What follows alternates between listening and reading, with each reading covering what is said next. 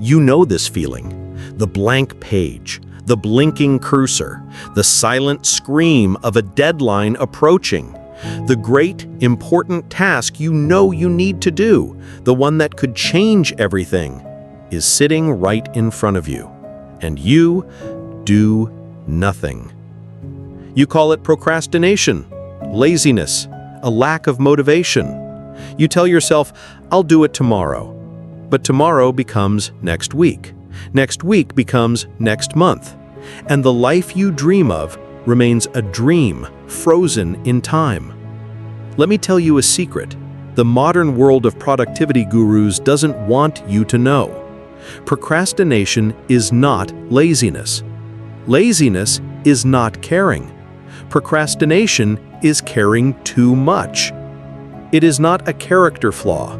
It is a symptom of a deeper, more ancient disease. It is the voice of fear, the fear of failure. What if I try and it's not good enough? The fear of imperfection.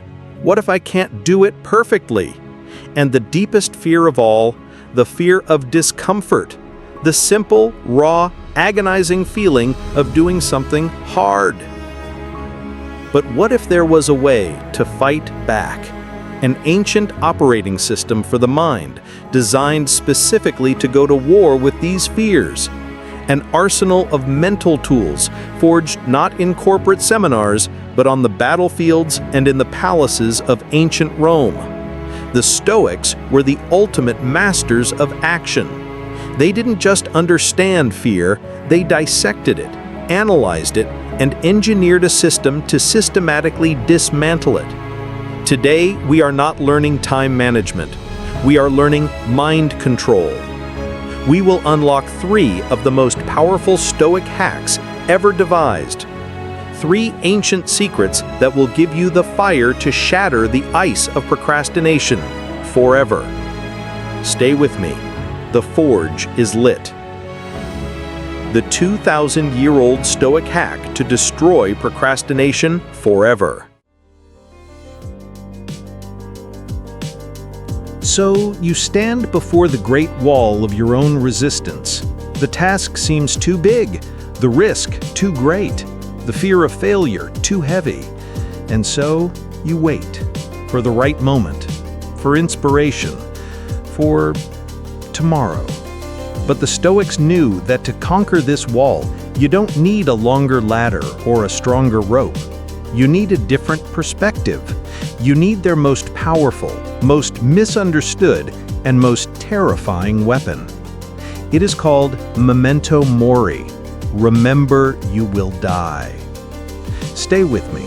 Don't look away. This is not about darkness. This is about light. The fear that paralyzes you right now, the fear of looking stupid, of not being perfect, of being judged, it feeds on one single illusion. The illusion that you have infinite time, that you have 1,000 tomorrows to get it right, that you can afford to waste today because there will always be another. Memento Mori is the needle that pops that illusion. Look at these grains of sand. This is your life. Each grain is a heartbeat, a breath, a choice. Watch them fall. They do not stop. They do not care about your fears. They do not wait for you to be ready. They just fall. The insult someone threw at you, it's a grain of sand. The embarrassing thing you did last year, a grain of sand. The fear of what they will think of your project, a grain of sand. Meaningless. This is the great filter. The thought of your own death is a fire that burns away everything that is not essential. It incinerates your ego. It vaporizes your petty anxieties. Marcus Aurelius, the most powerful man in the world, surrounded by plague, war, and betrayal, wrote this to himself not as a philosopher, but as a commander facing the ultimate battle. You could leave life right now. Let that determine what you do and say and think. It was not a morbid thought. It was his secret weapon. It was his source of courage. Let's make this real. Think of a man, let's call him David. David has a brilliant idea for a new project at his job. An idea that could get him promoted, that could finally make him feel proud of his work. The proposal is sitting on his desktop, 90% complete. But for a month, he hasn't touched it. He's paralyzed. He's afraid of what his boss will say, what his colleagues will think. What if they laugh? What if they say it's stupid? This fear is a physical weight pressing down on him every single day. He distracts himself with meaningless tasks, with social media, with anything to avoid the one thing that truly matters. He is a prisoner in a cage of what-ifs. One day, he stumbles upon that quote from Marcus Aurelius, "You could leave life right now." And for the first time, he doesn't just read the words, he feels them. He truly contemplates it. He imagines his own hourglass, almost empty. And in that terrifying clarity, a question hits him like a lightning bolt. On my deathbed, what will I regret more? The potential embarrassment of my boss saying no? Or the silent agony of knowing I was too afraid to even ask? And suddenly, the fear seems ridiculous, pathetic, a ghost. It's just a grain of sand. The potential criticism of his boss is a grain of sand. The judgment of his colleagues, just sand.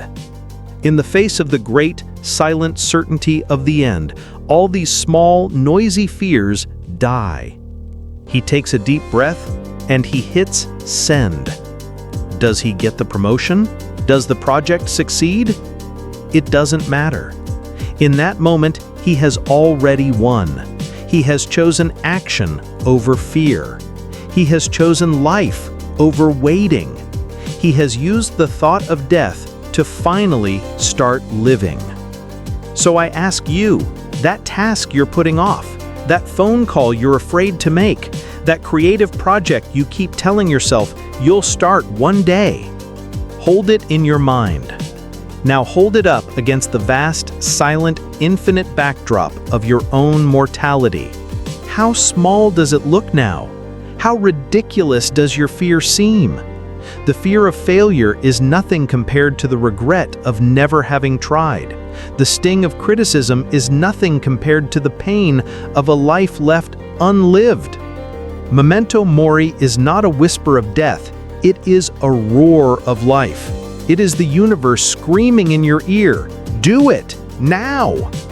It is the ultimate permission to be bold, to be authentic, to stop asking for approval and start living. So stop waiting for tomorrow. Your hourglass is running, the forge is hot. Pick up the hammer. That is the mortality hack. The Stoic, however, is a master of mental engineering. He sees this waste of energy and calls it what it is: amateurish, inefficient, a fatal flaw in the design. And he has engineered a solution of profound simplicity and power. It is the second great hack for destroying procrastination. Let's call it the control hack.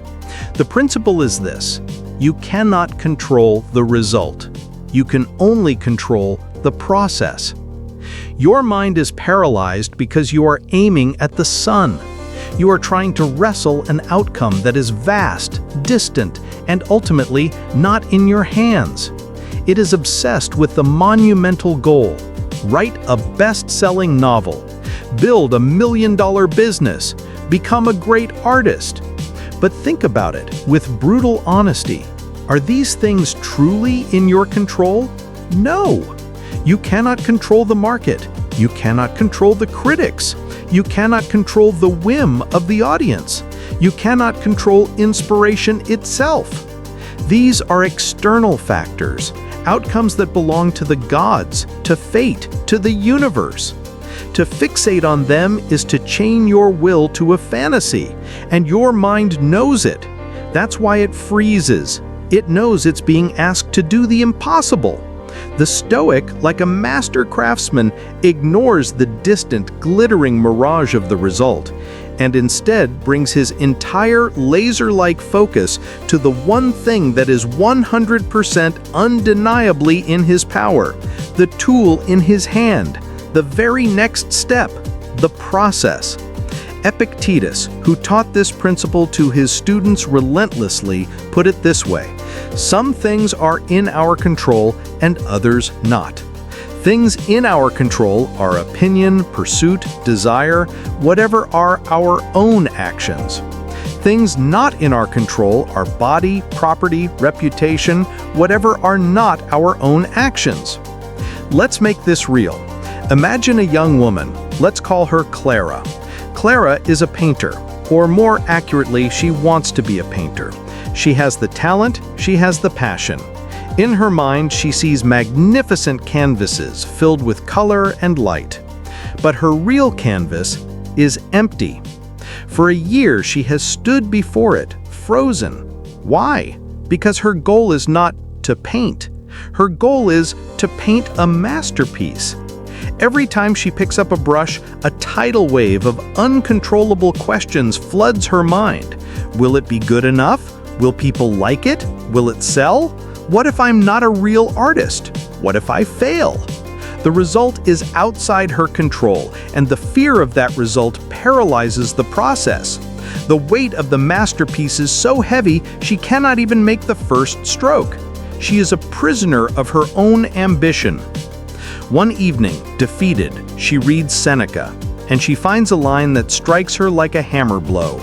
It is not the man who has too little, but the man who craves more that is poor. She realizes her poverty is not a lack of talent, but a craving for an outcome she cannot guarantee. And then she understands the control hack. She looks at her empty canvas, and for the first time, she consciously changes the goal. Her goal is no longer paint a masterpiece. That is outside her circle.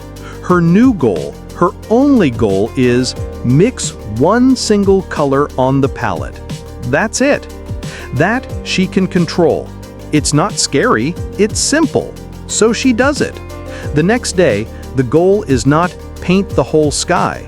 The goal is make one single brush stroke, just one. She can control that, and she does it. Do you see the magic, the revolution? She has liberated herself from the tyranny of the result. She has fallen in love with the process. She has found her power not in the imagined glory of the finished painting, but in the humble, controllable reality of the next brushstroke. She is no longer trying to move the mountain. She is just picking up one single stone. And brushstroke by brushstroke, day by day, the masterpiece begins to paint itself. So I ask you, that monumental task that is crushing you under its weight, stop looking at the peak. Stop trying to control the weather on the summit. Bring your focus down, right here, right now, to the tool in your hand. What is the single, ridiculously small, almost laughable first step that is 100% in your control? Your goal isn't build the business, it's write one line of code. Your goal isn't get in shape, it's put on your running shoes. The Stoics knew that great things are not built by great leaps of genius, but by a long, humble, relentless succession of small, virtuous, controllable actions. Stop trying to command the universe. That is the path of anxiety and paralysis. Instead, become the absolute master of the next 5 minutes. That is your true kingdom. That is where your power is forged. That is the control hack. And now for the final piece of the puzzle, the third great Stoic hack to destroy procrastination. This one is the most radical, the most paradoxical, and the most powerful of all. We have been taught our entire lives to see obstacles as problems, as roadblocks, as signs to turn back. We spend all our energy trying to find a way around the wall. The Stoics had a different idea, a revolutionary idea. They didn't go around the wall, they went through it. This is the obstacle hack. The principle is simple, but it will change the way you see your fears forever. Your procrastination is not your enemy. It is your compass. It is a giant glowing arrow pointing directly at the one thing you need to do most. Think about it. You don't procrastinate on watching another movie. You don't procrastinate on scrolling through social media.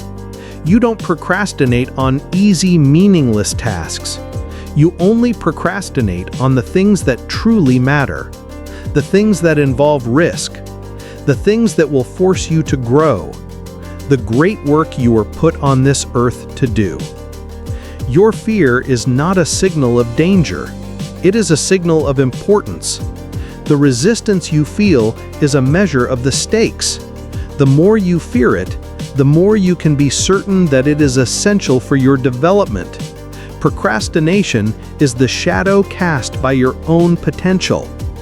Marcus Aurelius, the emperor who faced constant war, rebellion, and personal loss, built his entire philosophy on this single principle: the impediment to action advances action.